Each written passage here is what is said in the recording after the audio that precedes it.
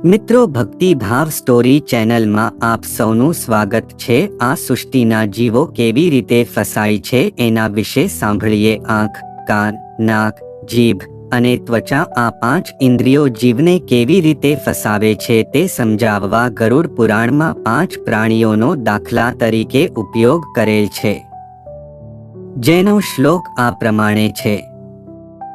કુરંગ, માતંગ, પતંગ, માછલી, કોરલ 5 દ્વારા માર્યા ગયા પ્રાણી ઇન્દ્રિયોનો વિષય છે। 1 કુરંગ કહેતા હરણના કાન અને શબ્દ, 2 માતંગ કહેતા હાથીના ત્વચા અને સ્પર્શ, 3 પતંગ કહેતા પતંગિયું તેની આંખ અને રૂપ, 4 મીન કહેતા માછલી તેની જીભ અને રસ, 5 ભૂંગ કહેતા ભમરો એનું નાક અને ગંધ। 1 કુરંગ હરણની કાન ઇન્દ્રિય અત્યંત બહકેલી હોય છે અને તેનો શબ્દ નામનો વિષય ભયંકર વકરેલો હોય છે।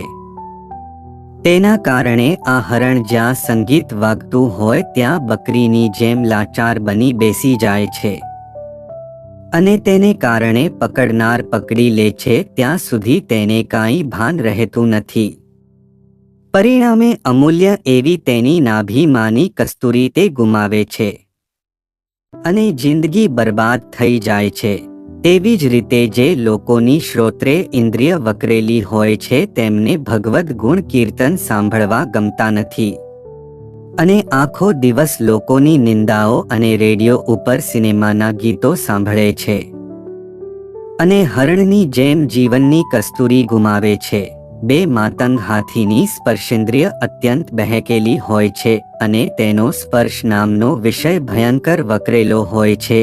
તેની આ નબળાઈને કારણે શિકારીઓ એક હાથણીનું આબેહૂબ ચિત્ર બનાવીને મૂકવામાં આવે છે અને તે ચિત્રની આગળ એક મોટો ઊંડો ખાડો ખોદીને તે ખાડો પાંદડાથી ઢાંકી દેવામાં આવે છે। જેવો જ હાથી ભાન ભૂલીને ચિત્રમાં દેખાતી હાથણીને સ્પર્શ કરવા જાય છે ત્યાં ઊંડા ખાડામાં પડે છે અને આખી જિંદગી સર્કસમાં ચાબુક ખાતા ખાતા સલામો કરે છે અને અંકુશના ઘા ખાતો ખાતો વજનદાર લાકડા ઊંચકતો ફરે છે। એવી જ રીતે જે માણસની સ્પર્શ ઇન્દ્રિય વકરેલી છે તે સ્પર્શ સુખની આસક્તિમાં પર્વ સ્ત્રીઓમાં ફસાઈને આખી જિંદગી બરબાદ કરે છે।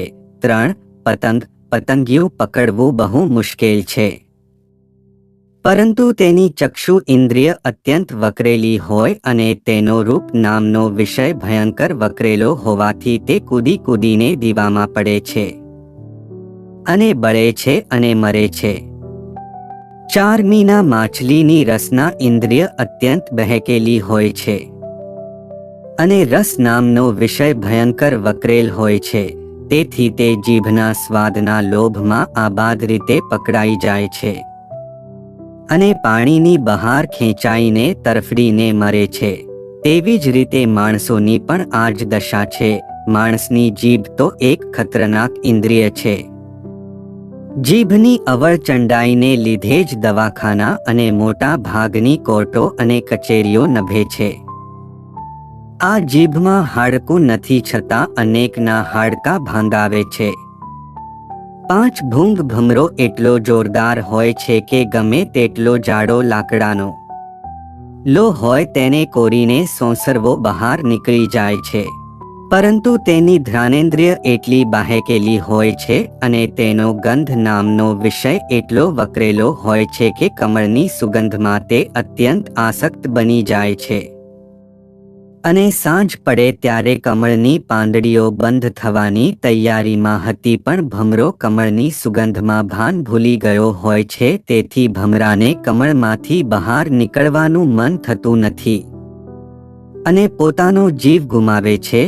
તેવી જ રીતે માણસ પણ પોતાના જીવનની સંધ્યાકાળે અને પોતાનું જીવનરૂપી કમળ બીડવાની તૈયારીમાં હોય તે સમયે પણ તે શેકચલ્લીના વિચારો કરતા કરતા નાશ પામવાના નથી તેવો ઘમંડ મગજમાં રાખીને પામર જીવો અમન ચમનમાં પડ્યા રહે છે। ઉપર પ્રમાણે એક જીવની એક જ ઇન્દ્રિય અત્યંત વકરેલી છે અને તેનો એક વિષય જ રીતે વકરેલો છે, ત્યારે આ જીવની આવી કરુણાજનક દશા થાય છે ત્યારે મારી અને તમારી તો 5 ઇન્દ્રિયો અત્યંત બહેકેલી છે અને તેનો પાંચે વિષયો ભયંકર રીતે વકરેલા છે. તો પછી મારી અને તમારી શું સ્થિતિ થશે તેની કલ્પના જિંદગી પૂરી થયા પહેલા કરી લેવી સારી. તો મિત્રો, આ સ્ટોરી આપ સૌને કેવી લાગી કોમેન્ટ કરજો. ચેનલને સબસ્ક્રાઇબ કરો, વિડીયોને લાઇક આપી બની શકે તો શેર કરજો.